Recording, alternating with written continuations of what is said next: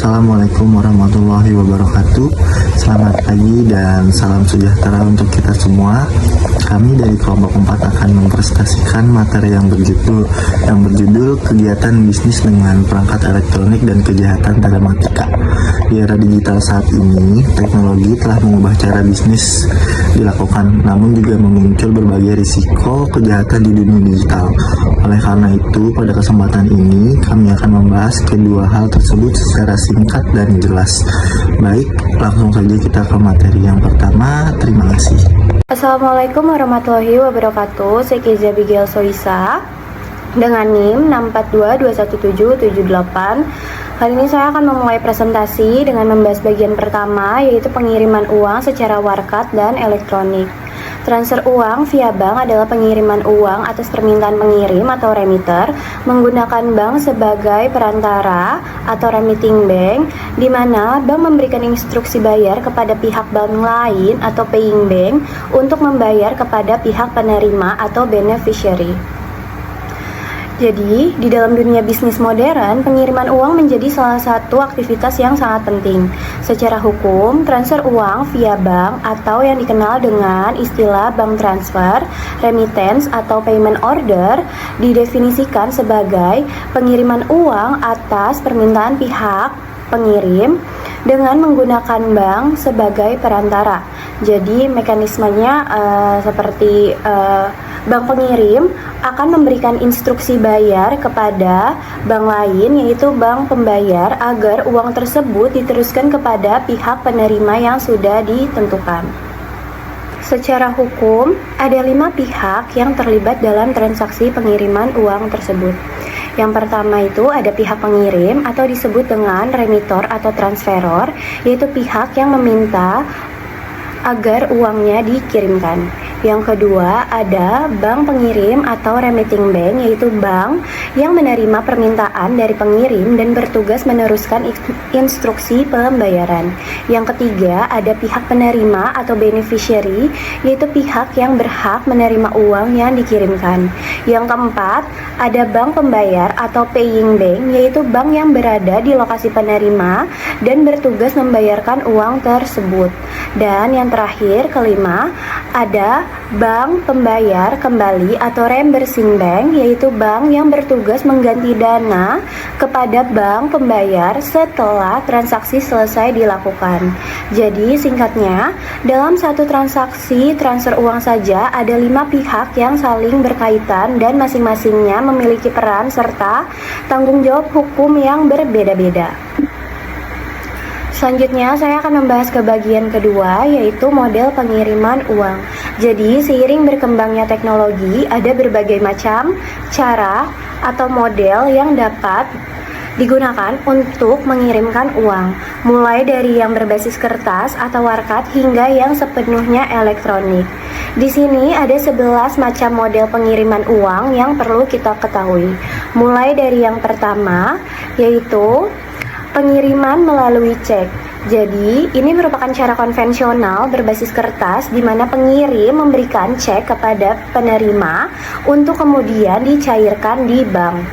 Model yang kedua itu bankers draft, yaitu warkat yang diterbitkan atas permintaan nasabah kepada bank. Biasanya ini digunakan untuk transaksi yang membutuhkan kepercayaan yang lebih tinggi atau yang lebih serius. Model yang ketiga ada IMO atau International Money Order, yaitu pengiriman uang yang bersifat internasional dalam bentuk surat perintah bayar. Yang keempat ada IPO atau International Payment Order yang juga dikenal sebagai Airmail Transfer. Ini juga metode pengiriman instruksi pembayaran melalui pos udara, umumnya untuk transaksi lintas antar negara. Model yang ketiga ada Telegraphic Transfer, yaitu TT, yaitu pengiriman melalui jaringan telegraf atau elektronik. Ini biasanya lebih cepat dibandingkan dengan metode berbasis surat. Yang keenam ada Giro Bank atau kantor pos, yaitu transfer uang melalui rekening giro yang bisa dilakukan lewat bank maupun kantor pos. Yang ketujuh ada model SWIFT, yaitu singkatannya dari Society for Worldwide Interbank Financial Telecommunication, yaitu berpusat di Belgia. SWIFT ini adalah jaringan komunikasi keuangan global yang menghubungkan ribuan bank di seluruh dunia untuk melakukan transfer uang internasional secara aman dan berstandar. Model yang ke-8 ada credit transfer, yaitu transfer yang diprakarsai oleh pihak pengirim. Pengirim yang aktif memberi perintah kepada banknya untuk memindahkan dana ke rekening penerima. Model yang ke-9 ada debit transfer, yaitu kebalikannya. Di sini pihak penerima yang berinisiatif menagih dana dari rekening pengirim melalui perintah debit. Model ke-10 ada paper-based transfer, yaitu transfer yang prosesnya masih menggunakan dokumen fisik atau kertas sebagai dasarnya.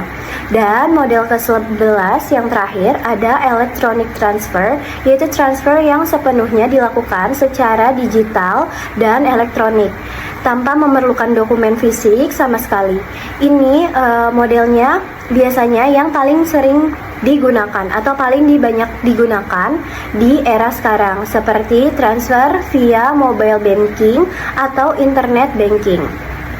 Jadi bisa kita lihat bahwa model pengiriman uang terus berkembang, yang awalnya dari berbasis kertas dan warakat fisik, kini sudah bergeser ke sistem yang sepenuhnya elektronik, yang dimana lebih cepat, lebih efisien, dan lebih aman. Sekian presentasi dari saya, terima kasih. Saya Teresa Putri Hasana. Di sini saya ingin menjelaskan tentang keliruan dalam transfer uang. Keliruan dalam transfer uang adalah kesalahan dalam proses pengiriman dana yang menyebabkan uang transfer ke rekening atau pihak yang tidak sesuai dengan tujuan yang sebenarnya. Contoh dalam kekeliruan tersebut ada salah memasukkan nomor rekening, yang kedua ada salah memasukkan nominal transfer, yang ketiga ada transfer ganda, yang keempat ada kesalahan sistem perbankannya. Terus yang kelima ini ada salah memilih penerima transfer.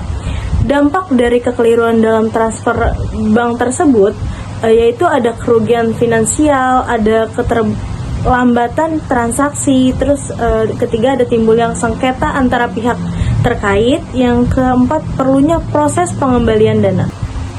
Selanjutnya dasar hukum transfer uang.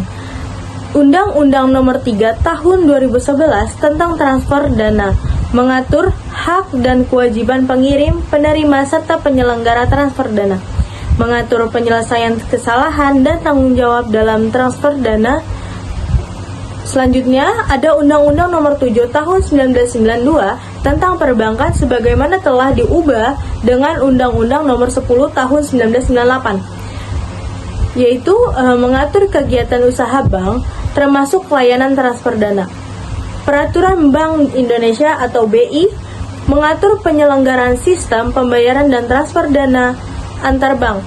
Peraturan Otoritas Jasa Keuangan atau OJK mengatur perlindungan konsumen dalam penggunaan layanan jasa keuangan. Pasal 85 Undang-Undang Nomor 3 Tahun 2011 tentang transfer dana, penerima yang memperoleh dana karena kesalahan transfer dan mengetahui bahwa dana tersebut bukan haknya wajib mengembalikan dana tersebut. Saya Riani Rahayu, saya akan mempresentasikan tentang jenis-jenis transaksi e-commerce. Yang pertama ada business to business, yaitu transaksi elektronik yang terjadi antara satu perusahaan dan perusahaan lainnya. Yang kedua ada business to customer, yaitu transaksi antara perusahaan dan konsumen akhir secara langsung. Lalu yang ketiga ada consumer to consumer, itu adalah transaksi yang dilakukan antara konsumen melalui platform online. Yang keempat ada consumer to business, itu adalah individu yang menawarkan produk atau jasa kepada perusahaan. Lalu yang kelima ada business to administration, itu adalah transaksi antara perusahaan dan instansi pemerintah secara elektronik. Lalu yang keenam ada consumer to administration, itu adalah transaksi antara individu dan instansi pemerintah melalui layanan digital. Lalu yang ketujuh ada online to offline, konsumen mencari atau memasarkan produk atau jasa secara online kemudian dan menikmati atau mengambilnya secara offline. Selanjutnya di sini ada hukum yang berlaku dan pengadilan yang berwenang. Ada 3 poin. Yang pertama ada jika para pihak melakukan pilihan hukum choice of law atau pengadilan yang berwenang dalam kontraknya, maka hukum dan pengadilan yang dipilih tersebutlah yang berlaku. Lalu yang kedua ada jika terhadap bidang e-commerce yang sudah terdapat perjanjian internasional dan di negara yang bersangkutan berlaku perjanjian internasional tersebut, maka ketentuan dalam perjanjian internasional tersebut haruslah dianggap berlaku. Lalu yang ketiga ada jika tidak ada pilihan hukum atau pengadilan dan tidak ada pula perjanjian internasional, maka perlakuan prinsip-prinsip hukum perdata internasional dari kedua negara. Oke, untuk next selanjutnya kita akan membahas tentang kejahatan telematika. Kejahatan telematika adalah tindakan melawan hukum yang memanfaatkan teknologi informasi, komputer, internet, dan sistem elektronik sebagai sarana maupun sasaran kejahatan. Di sini juga ada berbagai jenis-jenis kejahatan telematika. Yang pertama, hacker dan cracker, yaitu akses ilegal ke sistem komputer. Yang kedua, denial of service, ya, serangan yang membuat sistem tidak dapat diakses. Yang ketiga ada piracy, pembajakan software, musik, film, atau karya digital. Yang keempat ada fraud, penipuan melalui media elektronik. Yang kelima ada gambling, yaitu tentang perjudian online.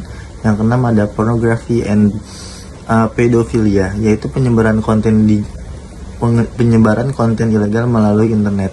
Yang ketujuh ada data forgery, pemalsuan data atau dokumen elektronik. Untuk nextnya di sini ada dasar hukum kejahatan telematika. Dasar hukum kejahatan telematika diatur oleh Undang-Undang Nomor 11 Tahun 2008 tentang informasi dan transaksi elektronik, yaitu Undang-Undang ITE. Mengatur berbagai bentuk kejahatan telematika seperti perjudian online, berita palsu, ujaran kebencian, akses ilegal sistem, dan penyadapan elektronik. Sanksi yang bisa diberikan pidana pelaku kejahatan telematika dapat dikenakan, yaitu pidana penjara hingga 12 tahun dan denda hingga 2 miliar. Di sini juga ada perbedaan dengan kejahatan konvensional.